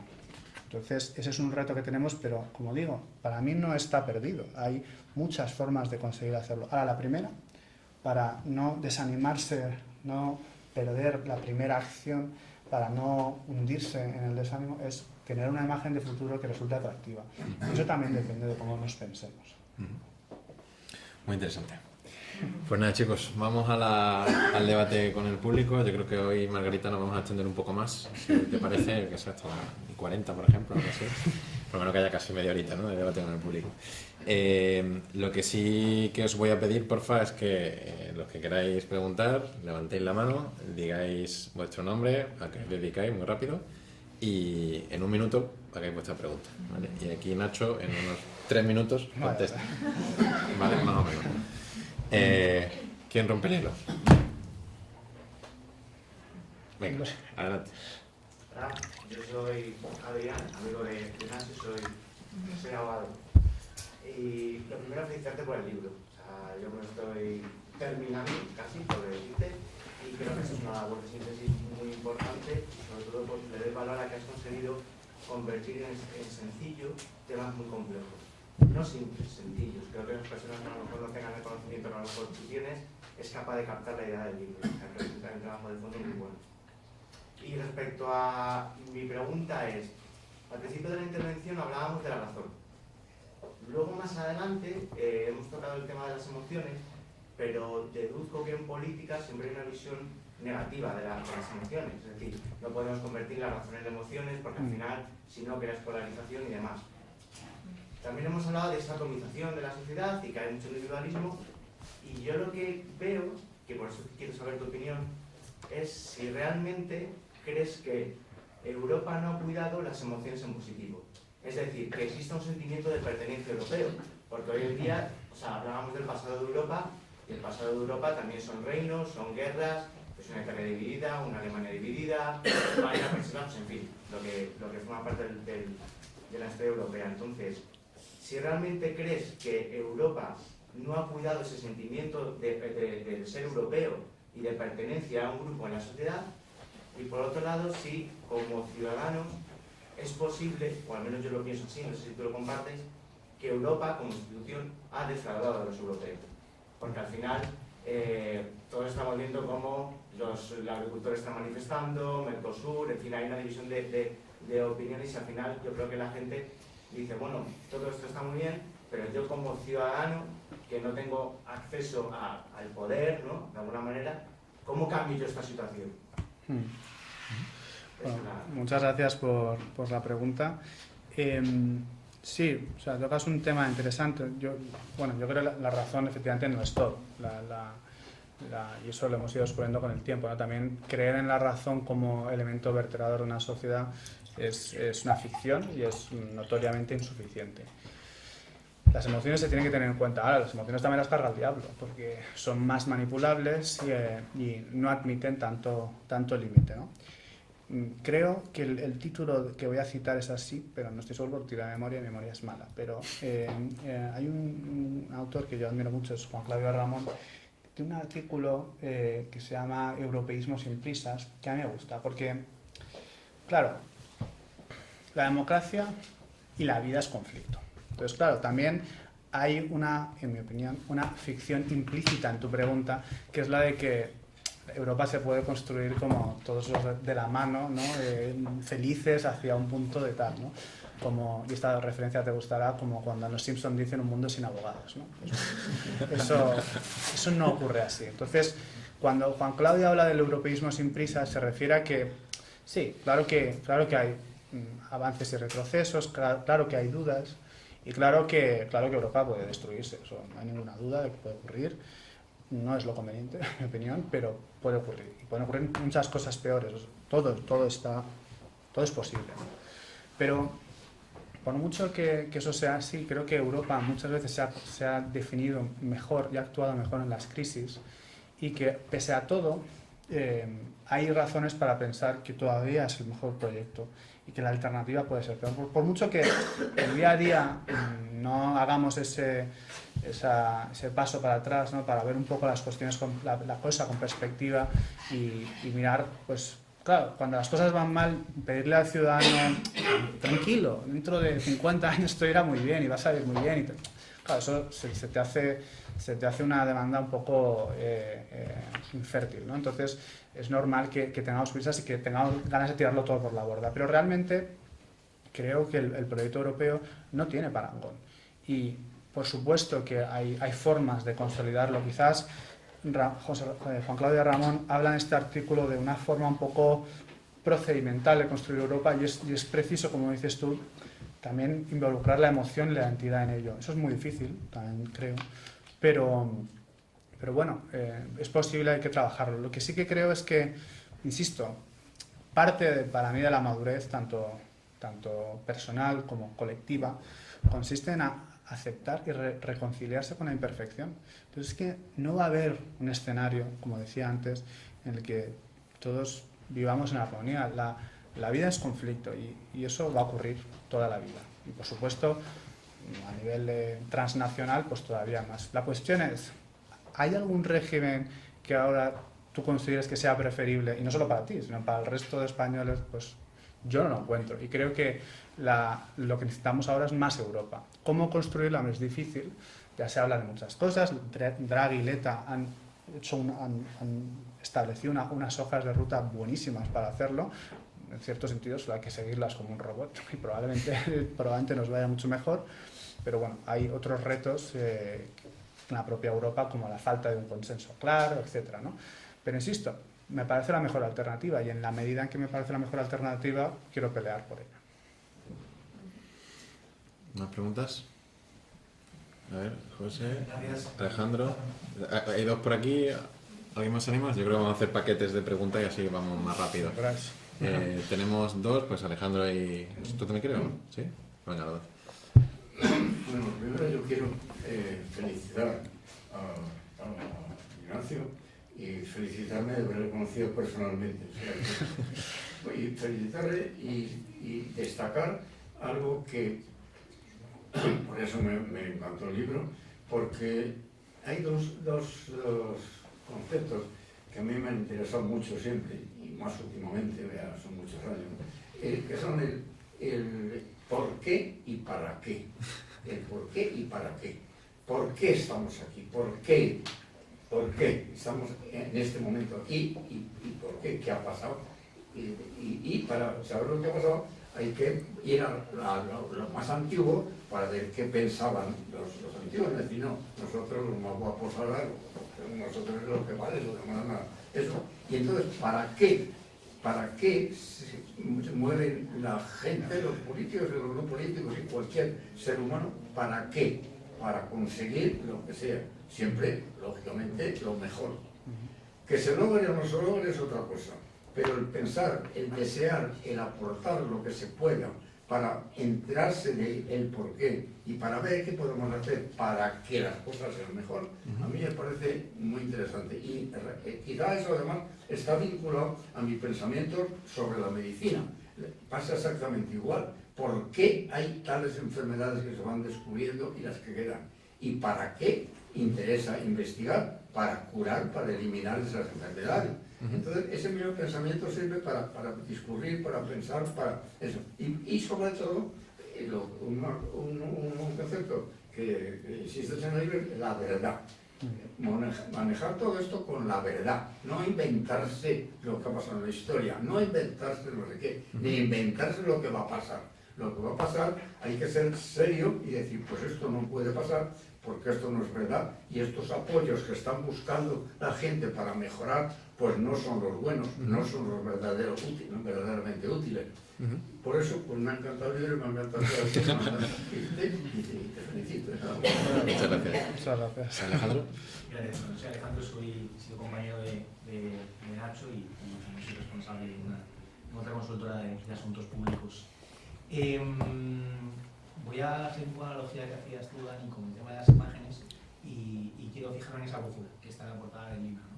Que luego cuando lees el libro pues va como el dedo.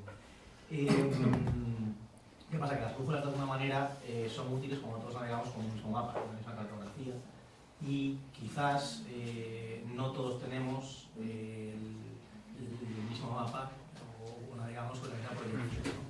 Y aquí en particular, y me voy a la última parte de cómo poder recuperarla, que la pregunta, es en quizás nosotros por trabajar en asuntos públicos lo vemos más claro, esa cierta, no creo que la elitización sea mala, pero sí la miopía que genera a lo mejor ciertas burbujas, en este caso la burbuja de Bruselas, ¿no? Como quizás Sí. la Unión Europea no es tanto unión, de muchos motivos que tú has citado, todavía, o sea, porque nos queda por seguir, por ejemplo, esa hoja de ruta que decías de la violeta, muchas cosas, no haría más unión, pero también seguramente porque utilizamos mapas distintos o cartografías distintas en los Estados miembros que en Bruselas, ¿no? Como si fuésemos realmente en dos realidades completamente, no sé si completamente diferentes, sino incluso complementarias o concéntricas incluso. Entonces la pregunta es muy concreta. ¿Cómo se podría, o crees que hay alguna manera específica que se podría atacar esa burbuja de Bruselas para que quizás, también lo comentaba antes el compañero o sea, cómo poder corregir quizás esa, o acercar ese proyecto europeo más no sé, esas emociones, pero desde luego a la percepción? Sí. Muchas gracias, Alejandro. Yo confío un poco en Trump, sinceramente, irónicamente. Al final del libro llamo a Trump el primer europeo involuntario de la historia, porque, bueno, se ha hablado muchas veces de la wake-up call, ¿no? De que Europa finalmente le cae el jarro de agua fría y descubre que bueno, ser el principal regulador del mundo, si no lleva aparejadas otras cosas, pues tampoco es suficiente para crear una civilización, ¿no? Y creo que Trump, aunque ha habido, bueno, se habla de la ruptura del orden mundial ahora, y es verdad que se ha producido una ruptura, no es un cambio, es una ruptura y se ha producido de forma muy drástica, pero realmente, aunque se haya visibilizado para el público en general en 2025, se ha hecho evidente, realmente es una ruptura que lleva un cuarto de siglo produciéndose. Hay unos que dicen que esto empezó cuando China ingresó en la Organización Mundial del Comercio, con reglas distintas de lo que se supone que es una organización de libre comercio, ¿no? Eso fue en 2001. Hay gente que dice que fue cuando fueron los Juegos Olímpicos en Pekín, en 2008, que coincidió con la crisis mundial asociada al capitalismo exacerbado, protagonizado por el líder del orden mundial, Estados Unidos, a la vez que eso en Pekín se mostraba en esos Juegos Olímpicos que era una potencia que podía competir con Estados Unidos. Entonces ya ahí veíamos que ese orden mundial dirigido por Estados Unidos tras la caída del muro de Berlín pues no era tal como lo pensábamos, ¿no? Y luego, por la dificultad que ha entrañado el orden geopolítico en los últimos 5 o 10 años, ya Trump en su primer mandato y Biden en el segundo, y por supuesto Trump en el tercero, habían empezado a retirarse del orden mundial, es decir, a dejar de intentar defender ese orden mundial en el mundo, porque ya tenían demasiados problemas internos, ¿no? Entonces, el orden mundial ha cambiado y Europa ha cometido una serie de errores en ese tiempo, en esos 25 años, que la han debilitado mucho para protagonizar o para liderar, no liderar el orden mundial, pero jugar un papel importante en él, ¿no? Yo creo que, yo lo he contado últimamente, hace un par de semanas estuve en mis oficinas en Bruselas y vino un alto representante de la Comisión Europea a dar una charla.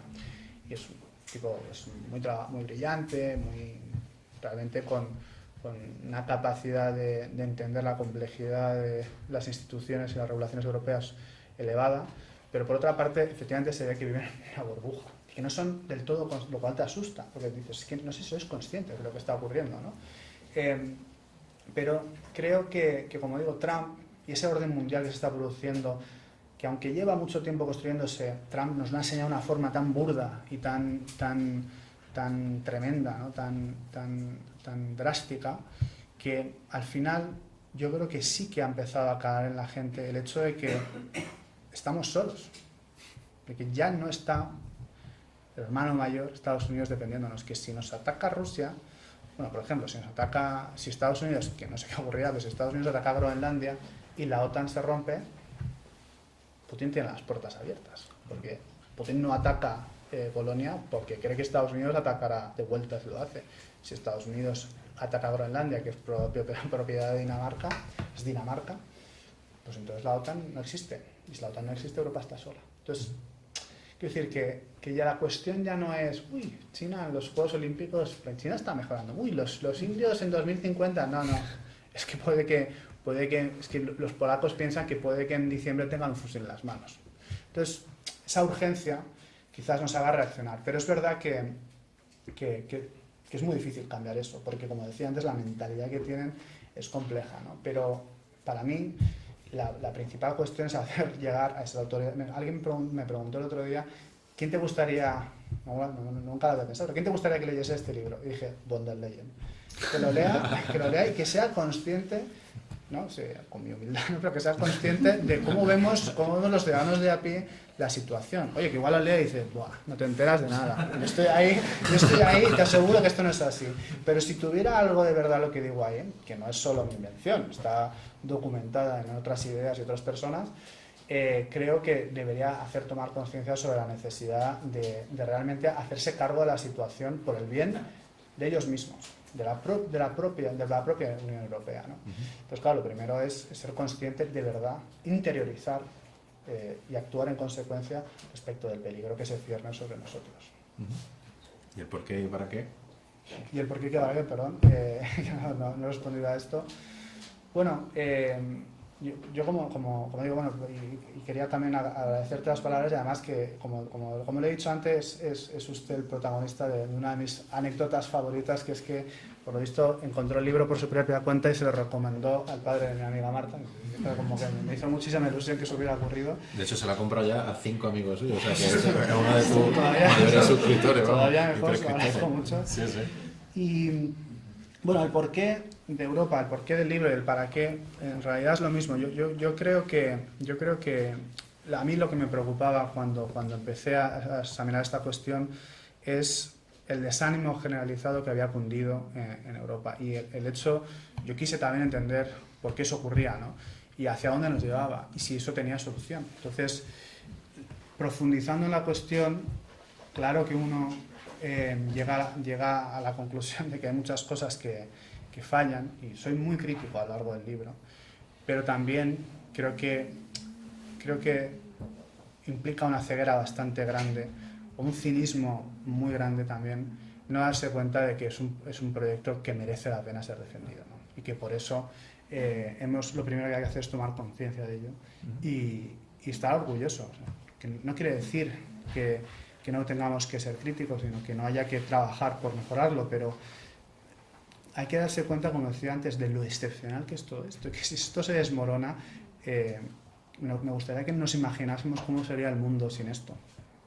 Y es mucho peor. Las vidas de todos nosotros serían inmensamente peores. Y el problema es que si caemos ahí, lo que no queda claro es cuánto tardaríamos, en su caso, en volver a una situación así. Ya saben lo que pasó cuando los bárbaros invadieron el Imperio Romano. 1000 años de desastre, ¿no? No exactamente, pero 1000 años de caída, ¿no? Tenemos, venga, último paquete rápido. Por aquí hay uno, por aquí hay otra de Fran y por aquí hay otra de Alfredo. Venga, y con eso 13 cerramos. Muy rápido, ¿eh? Lo que sí que pido brevedad. Y me voy a quedar con algo dicho, que es que Europa sale de las crisis, sale adelante en las crisis. A mí me da la impresión de que la fuerza abarca. Nos ponemos de acuerdo porque si no, no es peor. Y eso en cuanto a la forma de crecer. Me gustaría más pensar que es la ilusión de futuro, que hubiera un liderazgo en Europa para poder avanzar, porque el liderazgo indica camino. No sé qué opina usted de eso. Sí. Espera, primero, guárdatela. Venga, Fran. Qué buenas, Frank. La pregunta es si regulamos realmente tanto o es el arma arrojadiza que nos lanzan sobre todo los anglosajones, ¿vale? Y lo pregunto porque, como has dicho, es muy ingenuo pensar que no nos influye muchas cosas, ¿no? Y las redes sociales, las plataformas digitales nos influyen enormemente. Rumanía es un ejemplo muy reciente de lo que ha influido, ¿no? O el propio Brexit probablemente también lo sea, ¿no? Entonces, no debemos, si no tenemos esa capacidad militar, realmente imponer lo que podemos imponer, que es la regulación, para decir, oye, hasta aquí vas a influir a mis ciudadanos. La regulación. ¿Y Alfredo? Última. Son complejas. Yo te ayudo, si no. Yo quiero plantear una cuestión. Hablamos, siempre se habla en este tipo de conversaciones de lo bueno, lo malo, cada uno pues tiene su visión de lo bueno, lo malo, pero siempre se asume que hay un bueno que es casi como generalmente aceptado como bueno, o por lo menos por una gran mayoría, ¿no? Yo tengo serias dudas que la reflexión y la pregunta de que hoy en Occidente o en Europa qué es lo bueno se haya hecho. Y yo creo que nadie se la ha contestado y hablamos de bueno los medios si la democracia es buena, pero la democracia es un medio para ordenar la vida, no es un fin, ¿eh? Y igual que una dictadura es un medio para mantener la vida ordenada. Pero aquí yo nunca oigo a nadie, quizá más que a mí, que por eso me lo preguntan, ¿no?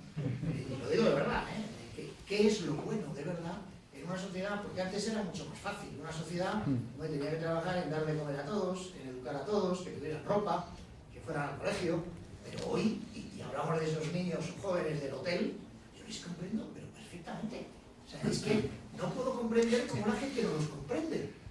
¿Qué es lo bueno? Porque luego a su vez tenemos que ir a 3.000 por hora, cambiando de teléfono para tal, actualizando, aguantando a que Steve Jobs me meta la siguiente necesidad. Digo, todo esto es precioso y es muy bonito y es verdad que es muy importante porque Europa se tiene que defender y se defiende uno con dinero, entre otras cosas, ¿no? Y para eso hay que ser competitivo. Pero hay un plano que es el de dentro, el nuestro mercado, nuestro mundo, que habría que hacerlo compatible con el de fuera para ser fuertes también, ¿no? Coloquialmente hablando, ¿no? Pero esa pregunta de qué es lo bueno, de verdad, pero de verdad, en aquello que mueve al hombre, y a la mujer, es decir, o sea, no en la racionalidad, en las cosas, la libertad, que suena muy bonita y está muy arraigada en lo que es bueno, ¿no? Y habéis contado un experimento de Suecia y resulta que luego pues no funciona, ¿no? Y hay otros experimentos con ratones que son la degeneración absoluta, ¿no? Cuando das libertad, das comodidad, das bienestar, ¿no? Y, entonces, para mí esa pregunta falta, ¿no? Y quería un poco preguntar qué opinas de eso, ¿no? Vale, perfecto. Si me equivoco, porque la apunta, si me equivoco con alguna me decís, pero Sí. la primera es sobre el liderazgo europeo, ¿no? Hay una anécdota con la que empiezo el libro que me parece un poco ilustrativa, que es de esa ilusión, ¿no? Porque a veces también aspiramos a tener todas las claves, por lo que decía antes, queremos conocer el mundo es inaprensible y queremos conocer todas las claves y eso nos provoca frustración, ¿no? Tanta frustración le invadió a Stefan Zweig, probablemente el mayor europeo de la historia, que en 1942 huyó de la Europa del nazismo y tal, se fue a Petrópolis en Brasil y se suicidó, convencido absolutamente de que el nazismo se iba a extender por todo el planeta, ¿no? Cuando él lo que quería era una Europa de verdad, un mundo basado un hombre cultísimo, ¿no? Un hombre basado en un mundo basado en los valores europeos, la civilización y tal.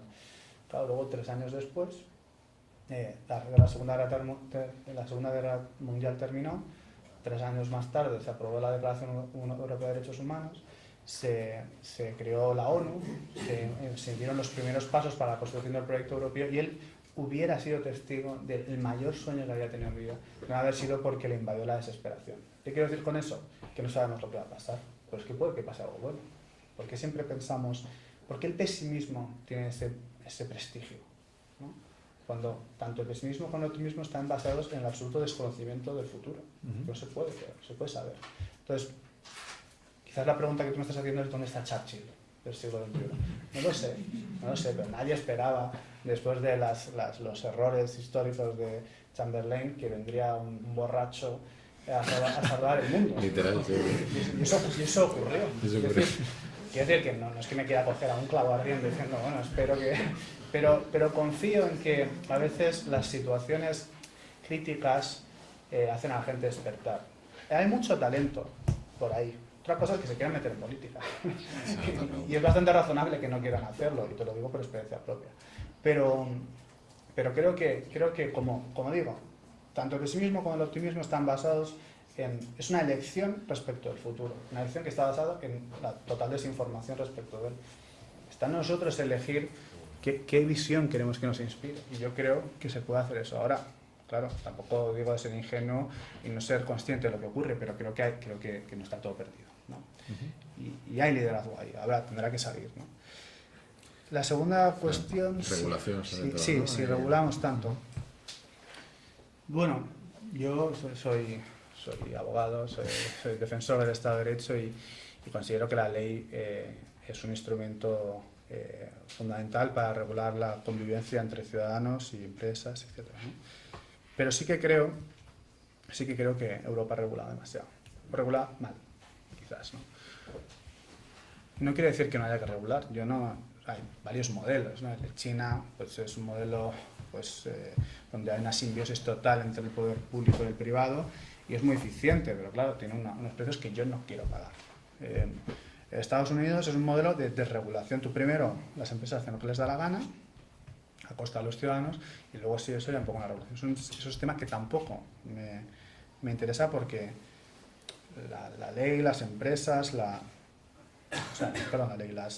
tecnología, el progreso, está al servicio del ciudadano y no al revés, ¿no?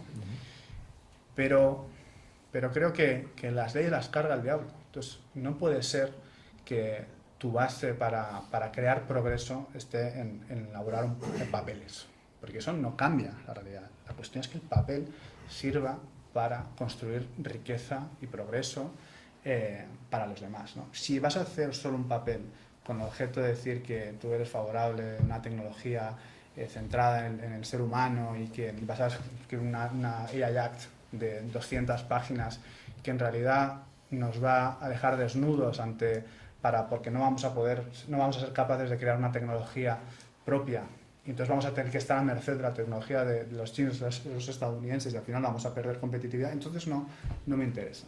No digo que no haya que proteger, como digo, soy defensor de la ley, pero sí que creo que Europa no está centrando bien el tiro en esa cuestión, y es fundamental que lo haga, porque, como digo, si tú quieres defender tus valores, no puedes solo pretender que elaborando leyes vas a salvar a nuestra civilización, ¿no?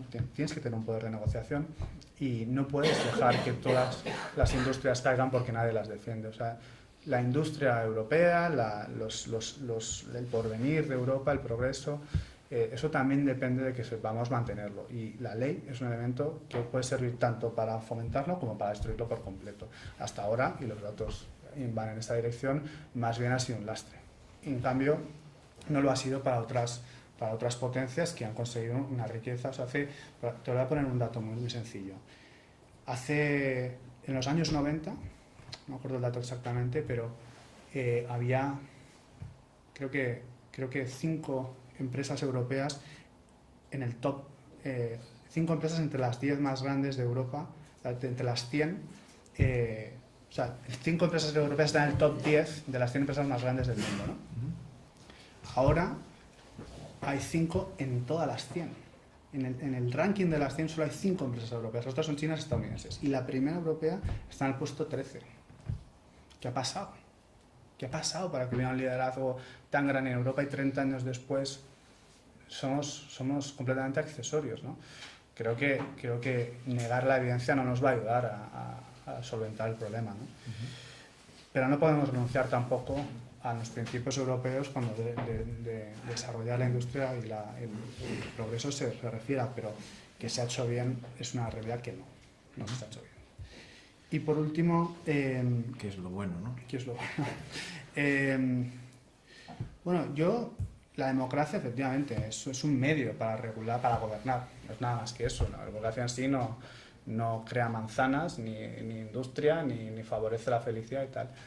De hecho, la democracia aislada, simplemente considerada en su único concepto, no es suficiente tampoco. Tú tienes una democracia, o sea, si tú tienes gente que vota a un gobernante y luego el gobernante hace lo que le da la gana porque no hay controles, tampoco sirve de nada, ¿no? La cuestión es cómo diseñamos un sistema en el que, al contrario que en todas las épocas anteriores de la humanidad, y probablemente también en muchos sitios en el mundo actualmente, no nos matemos. O sea, una cosa tan mágica, si lo piensas, ¿no? Teniendo en cuenta la naturaleza humana de la que hablabas antes, como el traspaso pacífico del poder. O sea, que haya elecciones y cada 4 años hay un hombre que dé la cartera a otro y que renuncie al poder que se le ha otorgado y que desea fervientemente mantener, eso es magia. Y eso se ha conseguido porque, como decía, la democracia y todo lo que lleva aparejado es un milagro. La democracia, me refiero, no aisladamente, ¿no? Sino también con el Estado de Derecho, que es el que asegura que todos los poderes públicos se someten a la ley, todos los ciudadanos se someten a la ley, y la ley es aprobada por todos, con representantes que se supone que velan por nuestros intereses, etc., ¿no? Y las constituciones, etc. Todo ese sistema es exclusivamente, no es un mecanismo mágico para crear riqueza, no es un mecanismo para que los ciudadanos sean felices, ¿no? Es el mínimo común, ¿no?, que tiene que existir, la base para que pueda existir ese progreso y para que exista paz. Todos los otros regímenes son a costa del dolor de alguien. Este es el único régimen que, al menos en la teoría, aunque luego en la práctica no funciona siempre igual, se realiza, permite que todo el mundo pueda desarrollarse libre en una sociedad que le protege sus derechos individuales y protege su libre desarrollo de la personalidad. Eso en muchos otros sitios, la mayoría de sitios del mundo, no es así. Y eso es una diferencia. Ahora, efectivamente es un medio. A partir de ahí, cada uno tendrá que construir su versión de lo que es bueno. Claro, si tu versión de lo que es bueno es ir a la calle y dar palizas a la gente, pues probablemente te tengamos que encerrar porque tu visión de lo que implica que es bueno implica que hacer daño a los demás, ¿no? Entonces ahí, bueno, entras en filosofía moral, que es un poco más complejo, pero para mí, efectivamente, la democracia es el medio básico que sirve para que nos podamos desarrollar con consenso de todos los ciudadanos. Luego, que eso se desarrolle conforme a lo que deseamos es otra cosa. Y por último, la democracia no implica ser débil, al contrario, yo creo que puede implicar una fortaleza. Pero claro, la hemos asemejado a veces a debilidad, a falta de consenso, a polarización, etcétera, porque también construir el consenso lleva más trabajo. Claro, es más fácil no pedir a nadie opinión y hacer lo que te da la gana, pero insisto, eso va en contra de mis intereses, que son los de que yo quiero participar en la cosa pública, no quiero que se me diga necesariamente todo el rato lo que tengo que hacer, ¿no? Entonces, es el mejor sistema de mínimos. Luego, claro, no es una fórmula mágica para garantizar el progreso indefinido, eso depende de más cosas. Fenomenal, pues si os parece cerramos aquí, que yo creo que si no Margarita me va a asesinar por la hora. A mí me ha encantado la conversación, la verdad, lo he disfrutado muchísimo, espero que también vosotros hayáis disfrutado tanto. Ha sido un lujo contar contigo, Nacho. Yo creo que realmente es una suerte, ¿no?, poder tener a gente como tú que también sea tan crítica, pero a la vez tenga una visión, ¿no?, tan optimista y con ilusión, pero con fundamento, no de una forma naif. Y yo creo que sin duda, ante tanta locura, ¿no?, esa razón que tú traes es fundamental. Y animo a todos a que compréis el libro, Buscar el presente. Es súper chulo y se lee bastante fácil, la verdad, a pesar de ser temas muy sesudos, pero se lee muy fácil y muy entretenido. Y nada, mil gracias a Nacho sobre todo, mil gracias a todos vosotros por venir aquí en presencial y a los que estáis también online y en YouTube también más adelante cuando lo suban. Gracias a Adlegal por el sitio tan chulo y gracias como siempre a Margarita, ¿no?, y a todo el equipo de Foro de Foros por hacerlo posible. Y nada, sobre todo darle un fuerte aplauso a Nacho.